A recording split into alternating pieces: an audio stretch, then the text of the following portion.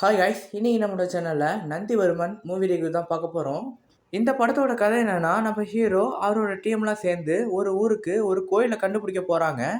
அப்படி அந்த ஊருக்கு நம்ம ஹீரோட டீம் எல்லாரும் போகிறாங்கன்னு தெரிஞ்சதுக்கு அப்புறமா அந்த ஊரில் மர்மமான முறையில் எல்லாரும் சாவுறாங்க.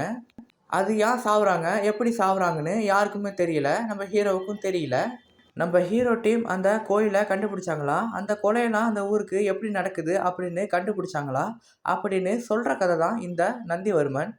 எனக்கு இந்த படத்தோட கதை புரிஞ்சவொடனே எனக்கு கண்டிப்பாக மாயன் படம் மாதிரி தான் இருக்குன்னு தோணுச்சு. ஏன்னா மாயன் படமும் இந்த மாதிரி ஒரு கதையை கொண்டு தான் இருக்கும்.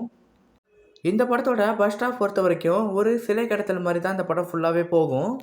இந்த படத்தோட பஸ் ஸ்டாப் பொறுத்த வரைக்கும் நம்மளை ஒரு இன்ட்ரெஸ்டாக பார்க்க வைக்கிற மாதிரி பஸ் ஸ்டாப் ஃபுல்லாகவே எடுத்துகிட்டு போவாங்க. பஸ் ஸ்டாப் பூராவே அந்த கோயிலை கண்டுபிடிக்கிற மாதிரி தான் விஷயங்கள்லாம் காட்டிக்கிட்டு இருப்பாங்க. ஆனால் பஸ் ஸ்டாப் இன்டர் சீன்ஸ்லேயே அந்த கோயிலை கண்டுபிடிச்சிருவாங்க. அதுக்கப்புறமா கதையை இன்னும் கொஞ்சம் பெட்டராக பண்ணியிருக்கலாம் அப்படின்னு தான் எனக்கு தோணுச்சு.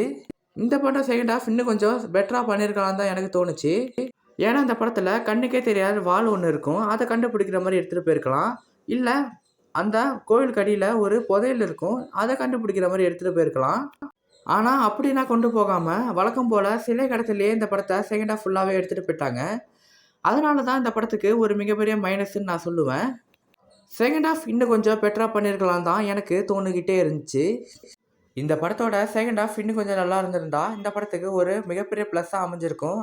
ஆனால் படக்குழுவினர் அதை கோட்டை விட்டாங்கன்னு தான் நான் சொல்லுவேன். என்னை பொறுத்த வரைக்கும் இது ஒரு ஒன் டைம் வாட்சபிள் மூவி தான். இந்த வீக்கெண்டில் ஒரு சஸ்பென்ஸ் படமாக இந்த படத்தை கண்டிப்பாக பார்க்கலாம். நம்ம ஃப்ரெண்ட்ஸ் அனைவருக்கும் இனிய புத்தாண்டு நல்வாழ்த்துக்கள்.